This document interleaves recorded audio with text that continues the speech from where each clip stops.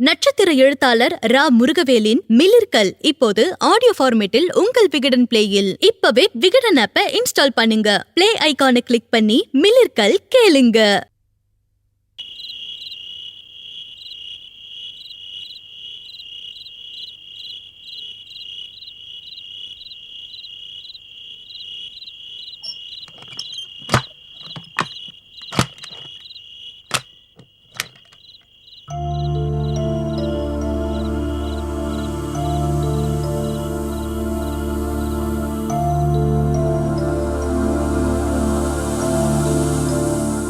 அப்பா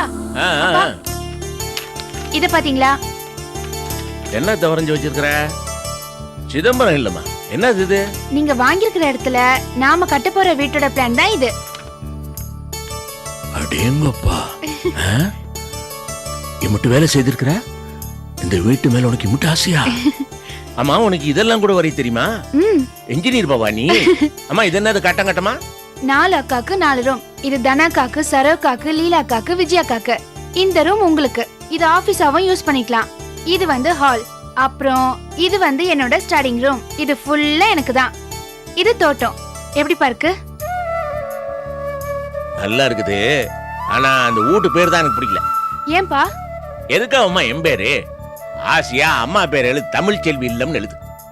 இல்லப்பா, எனக்கு உங்க பேர் தான் வைக்கணும்னு தோணுது. சொன்னா கேளு, அம்மா பேர் எழுது. இல்லப்பா, உங்க பேர் தான் வைக்கணும். சொன்னா கேட்க மாட்டேன். சரம் வந்திருக்குதுல்ல, அதை கேட்போம். வா வா வா.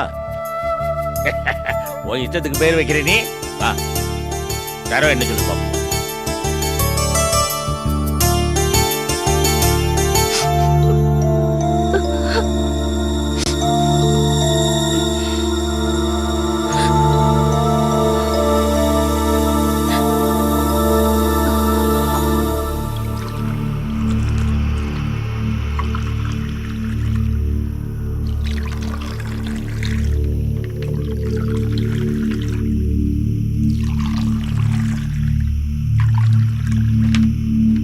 இந்தங்கப்பா. சரோ, என்ன பிரச்சனை? ஒண்ணு இல்லப்பா. பொய் சொல்லாத. என்னப்பா சொல்றீங்க? இந்த பாரு, நான் உன்னை பெத்த தாப்பேன். எனக்கு தெரியாது? ஏய், ஒரு குழந்தைய தூக்கிட்டு இவ்வளவு தூரம் பஸ்ல தனியா வந்திருக்கிறிய, அதுக்கு ஒரு காரணம் இல்லாமல இருக்கு. அதான் சொன்னேனேப்பா, எனக்கும் அவருக்கும் நடுவுல எந்த பிரச்சனையும் இல்லைன்னு சொன்னேன். அவரோட எந்த பிரச்சனையும் இல்லைன்னு சொன்னேன். ஆனா அவன் முகத்தை பார்த்தா வேற ஏதோ காரணம் இருக்க மாதிரி தெரியுது. என்னன்னு சொல்லு. அப்பா, ஏதோ ஒரு வேகத்துல கிளம்பி வந்துட்டேன்ப்பா.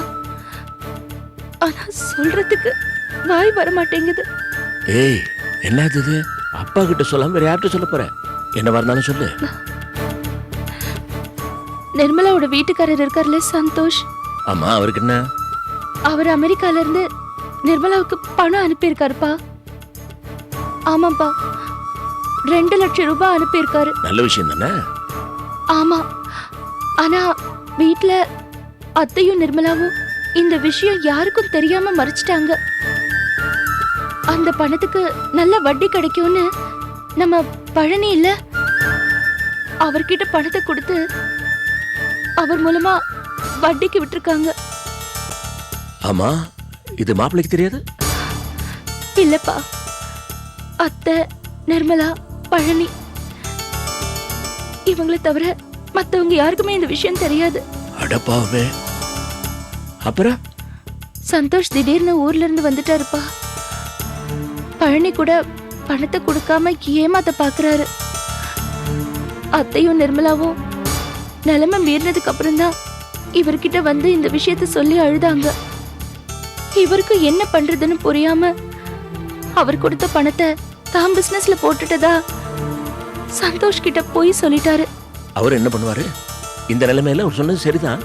இல்லப்பா, மத்தவங்கள பொறுத்த வரைக்கும் இது சரியா இருக்கலாம். ஆனா சந்தோஷ் இத ஒரு பெரிய பிரச்சனையாக்கி சண்டையே போட்டுட்டாரு. என் பணத்தை மத்தவங்க எப்படி தொடலான்னு சொன்னாரு. கடைசியில வீட்டை விட்டு வெளியில போயிட்டாரு. அடப்பாவுமே, எம்முட்டு நடந்துருக்குதா? பெரிய கூத்துப்பா. சந்தோஷ் இப்போ ஒரு கெடு வச்சிருக்காரு. பணத்தை சீக்கிரமா கொடுக்கலன்னா போலீஸ் கிட்ட போயிடுவாராம். ஏமா ஒரு குடும்பத்துக்குள்ள இப்படி எல்லாம் நடக்குமா? நடக்குதேப்பா, இப்படி எல்லாம் நடக்குதே. நீங்களே நல்லா யோசிச்சு பாருங்க. இவரு அவங்க அம்மா மேலயும் அவங்க தங்கச்சி மேலயும் எவ்வளவு பாசம் வச்சிருக்காரு. ஆனா செல்வமும் இவரும் பணத்துக்காக சிரமப்படுறாங்கன்னு தெரிஞ்சிருந்தும் கூட சந்தோஷ் அனுப்பின பணத்தை பத்தி அத்தையும் நிர்மலாவும் மூச்சு கூட விடல. பாத்தீங்களா? தப்புமா, ரொம்ப தப்பு. அப்பா, இப்ப என்ன பிரச்சனைன்னா சந்தோஷ்க்கு உடனடியா பணத்தை கொடுத்தாகணும். இல்லைன்னா அவர் என்ன வேணாலும் பண்ணுவாரு. பைத்தியக்கார மனுஷன். பல வழியில முயற்சி செஞ்சு செல்வத்தால 1 லட்சம் ரூபாய் தான் புரட்ட முடிஞ்சது. மீதி பணத்தை புரட்ட முடியல. என் அத்தை வந்து உன் நாத்தனார் வாழ்க்கை நாசமா போயிடக்கூடாது இல்லையா? அதனால நீ உன் அப்பா வீட்டுக்கு போய் மீதி 1 லட்சம் ரூபாய் வாங்கிட்டு வான்னு சொன்னாங்க. என் அத்தை வந்து உன் நாத்தனார் வாழ்க்கை நாசமா போயிடக்கூடாது இல்லையா? அதனால நீ உன் அப்பா வீட்டுக்கு போய் மீதி 1 லட்சம் ரூபாய் வாங்கிட்டு வான்னு சொன்னாங்க.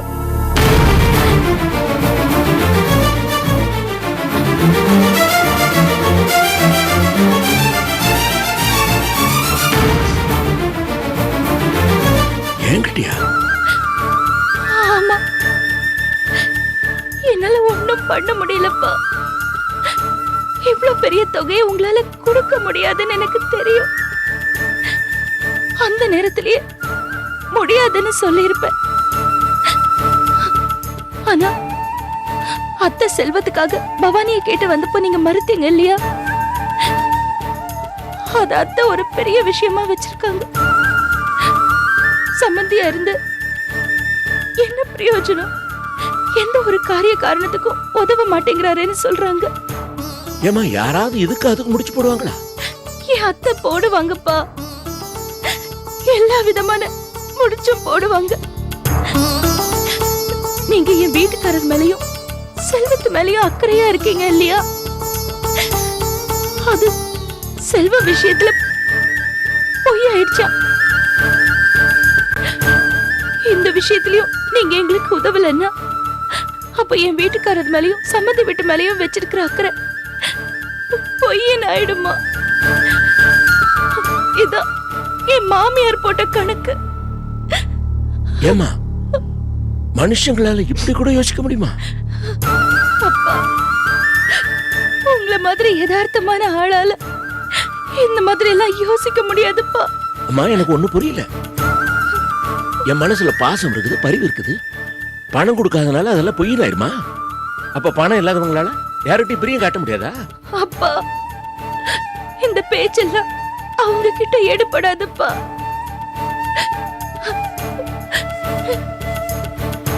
எனக்கு தெரியும் இது ரொம்ப பெரிய தொகை, உங்களால புரட்ட முடியாதுன்னு. எனக்கு கேக்குறதுக்கே வாய் கூசுதுப்பா. ஆனா எனக்கு வேற வழியே தெரியலப்பா. ஏய் ஏய் சரோ, அழாத. கண்ணை தொடச்சுக்க, கண்ணை தொடச்சுக்க. என்னப்பா பண்ண போறீங்க? ஏதாவது பண்ணத்தானே வேணும். ஆ? சந்தோஷுக்கு நிர்மலாக்காகவும் இல்லாட்டியே மாப்பிள்ளை சம்பந்தி மாவளை இந்த இக்கட்ல இருந்து விடுவிக்க ஏதாவது பண்ணித்தானே அவன. அவ்வளவு பணத்துக்கு என்னப்பா பண்ணுவீங்க? ஏதாவது பண்ணுவோம். பண்ணிடுறோம். நாளைக்கு ஏதாவது ஏற்பாடு பண்ணிடுறேன். அப்பா,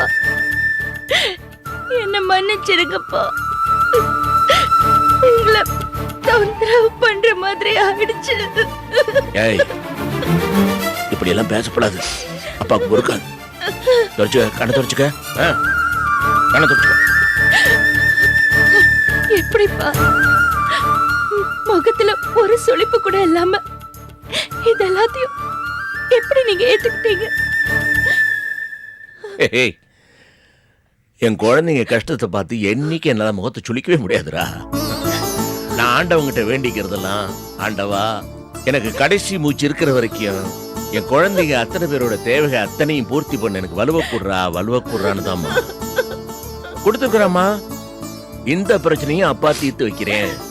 எனக்கு நம்பிக்கை இருக்குதுமா, உனக்கு இருக்குதுல்ல? சரியா போய் சுதாரிச்சுக்க. அழப்படாது.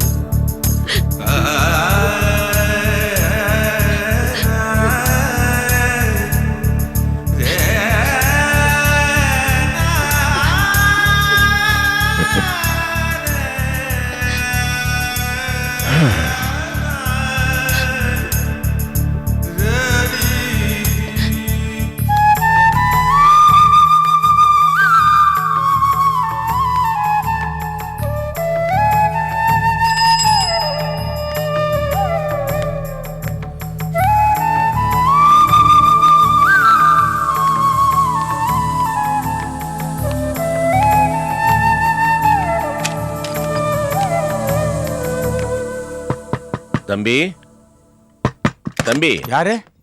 ஐயா வாங்க வாங்க. எப்படி இருக்கிறீங்க? நல்லா இருக்கு. உட்காருங்க. உட்காருங்க. இருக்கட்டும். இவ்வளோ காலையில வீடு தேடி வந்திருக்கீங்க? எல்லாம் முக்கியமான விஷயமா தான். என்ன முக்கியமான விஷயம் சொல்லுங்க. தம்பி, உங்களை பொறுத்த வரைக்கும் இது நல்ல விஷயம்தான். என் மனைய அந்த ஆறுமுகம் வாங்கறதுக்கு ரொம்ப தீவிரமா இருக்கான்னு சொன்னீங்கல்ல, அதுதான் ஒரே அடியா முடியாதுன்னு சொல்லிட்டீங்களே, நான் தான் விட்டேனே. இல்லைங்க, அதை விற்கிறதா முடிவு பண்ணிட்டேன். அப்படியா? என்ன திடீர்னு இந்த முடிவு? என்னத்த சொல்றது, இத்தனை வருஷமா புரோக்கர் வேலை பார்த்துருக்குறேன். ஒரு மனை வாங்கிக்கணும்னு யோசனை வந்தது இல்லை, வந்தது தப்பா போச்சு. என்ன சொல்றீங்க? ஆமாங்க, இத்தனை வருஷம் இருந்த மாதிரி இருந்திருக்கலாம்ல. நமக்கு ஒரு மனை வாங்கணும்னு ஒரு எண்ணம் எனக்கு ஏன் தோணணும்? ஏதோ தோணிடுச்சு, அதை விட்டுருங்க. கரையை பண்ணி தரீங்களா? கண்டிப்பா நான் முடிச்சு தரேன். நானே கூட நேரடியா போய் அந்த பார்ட்டியை பார்த்து பேசலாம். ஆனா அது தொழில் தர்மத்துக்கு விரோதம். ஏன்னா அது உங்க பார்ட்டி. அதனால நீங்களே பார்த்து பேசி அனுகூலமா முடிச்சு கொடுங்க. ஆனா என் கைக்கு உடனே பணம் கிடைக்கிற மாதிரி பாத்துக்க. என்னையா பெரிய பெரிய வார்த்தையெல்லாம் பேசிக்கிட்டு? கவலையே படாதீங்க, கண்டிப்பா முடிச்சு கொடுத்துட்டு அடுத்த வேலையை பார்க்கலாம். தைரியமா. என்னையா சொல்ற? அந்த ஆளு எப்படி திடீர்னு ரேட்டு ஒத்துக்கிட்டாரு? அதான் ஏன் சொல்றேன், அந்த சிதம்பரத்துக்கு பண கஷ்டம், இல்லன்னா வீடு தேடி வரமாட்டாரு. நான் என்ன சொல்றேன், இந்த கஷ்டத்தை பயன்படுத்தி அடிச்சு பேசி அடிமாட்டு ரேட்டுக்கு முடி, புரியுதா? அப்படியா சொல்ற? அது தப்பு இல்ல. அதுல என்ன தப்பு? அவர் என்ன உழைச்சி சம்பாதிச்சதா இல்ல பாட்ட முப்பாட்ட சொத்தா? கமிஷனா வந்த நல்லம் தானே, அவருக்கு அதை வித்தா லாபம் தானே. நீ சொல்றது கரெக்ட் தான். பாரு, இன்னொரு விஷயத்தையும் சொல்லிடுறேன், உனக்கு நல்ல ஐடியா வேற கொடுத்துருக்கேன். அந்த சைடுல எனக்கு கமிஷனும் கிடையாது, அதனால இதுக்கு நல்ல கமிஷனை கொடுத்துரு. கவனிச்சுறேன். நீ மத்த ஏற்பாடுலாம் பாரு. கிளம்பிட்டா போ.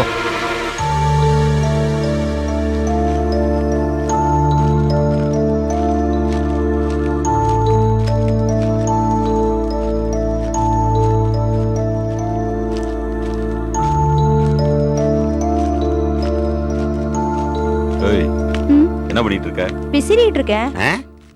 விசிறிட்டு இருக்கேன். ஏற்கனவே ஆறி போன சோறு, அதுல ஊத்தி இருக்கிறது மோர், அதை ஆத்துறதுக்கு நீ மேற்கொண்டு விசிறியலாக்க. ஐயோ.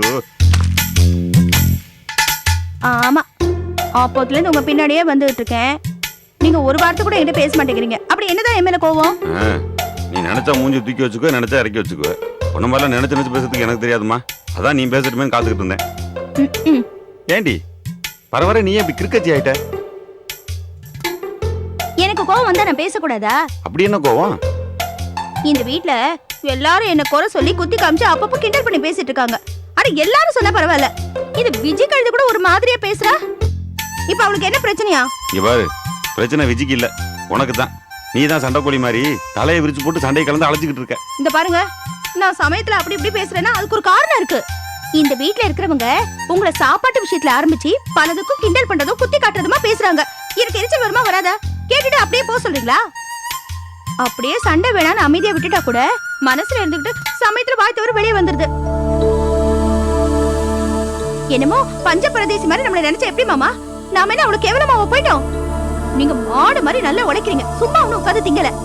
கோபி வீடு தேடி வந்து கூப்பிட்டதுனால தானே இப்ப இங்க வந்து வேலை பாக்குறீங்க. அதுவும் உடம்புக்கு முடியாம இருந்து கஷ்டப்பட்டு வேலை பாக்குறீங்க. என் மனசுல உறுத்திக்கிட்டு இருக்கு. நீங்க இங்க என்னமோ சும்மா உட்காந்து வெட்டி சொல் திங்கிற மாதிரியும் வேற எதுக்கும் நம்ம வக்கத்தவங்க மாதிரியெல்லாம் பேசுறாங்க. எனக்கு ரொம்ப வேதனையா இருக்கு.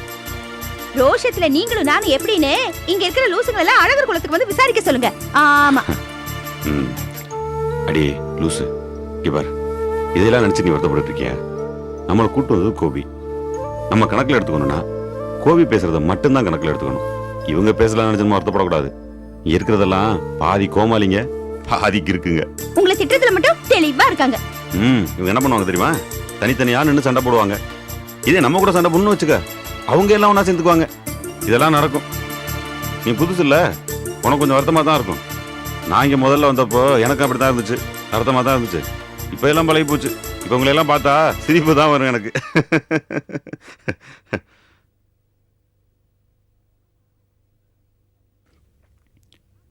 என்ன ஏதோ யோசிச்சுக்கிட்டு இருக்க? ஆமா, என்ன விஜி உள்ள கூப்பிட்டு படுக்க சொல்லலன்னு உங்ககிட்ட யதார்த்தமா தானே சொன்னேன். அதை நீங்க அவகிட்ட சொல்லணுமாக்கோ? அடி அப்படிவ, நீ ஏதாவது கிறுக்குத்தனமா பேசிக்கிட்டு இருப்ப. இதெல்லாம் நான் போய் விஜய்கிட்ட சொல்லுவேனா? நீ வாட்டுக்கு ஏதாச்சும் ஒன்று யோசிச்சுக்கிட்டே இருப்ப. சரி, நான் போய் கையில் விட்டு வந்துடுறேன்.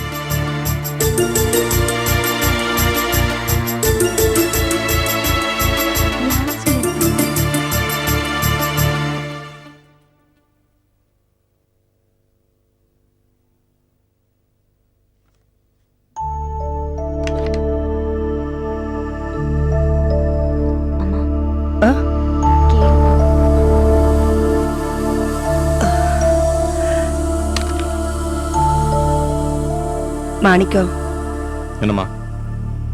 என்னடா உன் பொண்டாட்டி போனதுல இருந்து ஒரு தகவலும் இல்ல. கடைக்கு ஏதாவது போன் பண்ணி சொன்னாளா? அதெல்லாம் ஒன்றும் பண்ணல. பண்ணலையா? ஏண்டா, இங்க நான் ஒவ்வொரு நிமிஷமும் அவகிட்ட இருந்து ஏதாவது தகவல் வரும்னு எதிர்பார்த்துக்கிட்டே இருக்க. இப்படி கணத்துல போட்ட கல்லுமா இருந்தா எப்படிரா? அப்பா வீட்டுக்கு போனதும் எல்லாத்தையும் மறந்துட்டு அப்படியே இருந்துட்டாளா? சரி, அவதான் பண்ணாம இருக்கா. நீயாவது போன் பண்ணி என்ன ஏதுன்னு கேளேண்டா. ஆமா, முதல்ல அவ பணத்தை கேட்டு அழகர் குளம் போனது எனக்கு பிடிக்கல. நான் சொன்னதை காதல வாங்காம நீங்க தான் அவளை போனீங்க. நீங்க சொன்னீங்கிற காரணத்துக்காக என் பேச்சையும் மீறி அவ போயிருக்கா. அப்படி இருக்கும்போது நான் போன் வேற பண்ணுவேன், நீங்க எப்படி எதிர்பார்க்கறீங்க? அடேங்கப்பா, பெரிய தர்ம பிரபு மாதிரி பேசுறியாடா நீ. ஏன் உன் மாமனார் கிட்ட உன் பொண்டாட்டி காசு கேட்டு போனது அவ்வளோ பெரிய பாவ காரியமா? பாவ காரியமோ புண்ணிய காரியமோ எனக்கு பிடிக்கல. ஏன்டா பிடிக்கல? உன் மாமனார் என்ன வண்டி வண்டியா இது நாள் வரைக்கும் சீதனத்தை வாரி கொடுத்து இந்த வீட்டுல வைக்கிறதுக்கு இடம் இல்லாமலா இருக்கிறோம்? கட்டி கொடுத்த இத்தனை நாள்ல நாம பணம் காசுன்னு ஏதாவது கேட்டிருப்போமாடா? இல்ல இதை வாங்கிட்டு வான்னு சொல்லி அனுப்பிதான் வச்சிருப்போமா? அதான் இப்ப அனுப்பி வச்சிருக்கீங்களா? இப்போ அப்படி ஒரு சூழ்நிலை, எத்த தின்னா பித்தம் தெளியுங்கிற நிலைமையில நாம இருக்கோம். அதான் அனுப்பி வச்ச. நீ என்னமோ அதுக்கு போய் மூஞ்சி தூக்கி வச்சுட்டு அலைஞ்சிட்டு இருக்க. ஏண்டா, நான் தெரியாம தான் கேக்குறேன். இந்த வீட்டு ஆம்பளைங்களுக்கு மட்டும் ஏண்டா இப்படி மாத்தி மாத்தி கிறுக்கு பிடிக்குது? நீ, மாப்பிள்ளை, செல்வம் 3 பேருமே எப்பவும் யாராவது ஒருத்தர் ஏன் பாட்டுக்கு எதிர்பார்த்து பாடுறதே குறிக்கோளா வச்சிட்டு இருக்கீங்க. ஆமா, நிறைய பேசுறீங்க, ஆனா அந்த அளவுக்கு யோசிக்க மாட்டேங்கிறீங்க. மாமா கிட்ட ஏதுமா பணம்? இல்லாத இடத்துல போய் வாங்கிட்டு வானா எப்படி? எங்கேயாவது கடனை உடனே வாங்கட்டுமே, வாங்கி தரட்டுமே.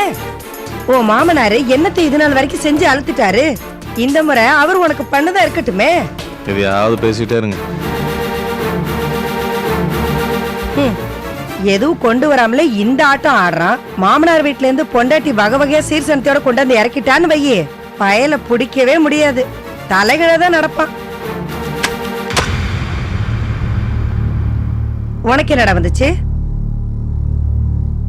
சீர்சனத்தை தான் முக்கியம்னு ஏகப்பட்ட சீர்சனத்தையோட ஒத்திய இந்த வீட்டுக்குள்ள கொண்டு வந்தல, அவளை எல்லாரும் மறந்துட்டீங்களா? ஏமா எவ்வளவு பட்டாலும் பாடம் கத்துக்கவே மாட்டேங்கிற?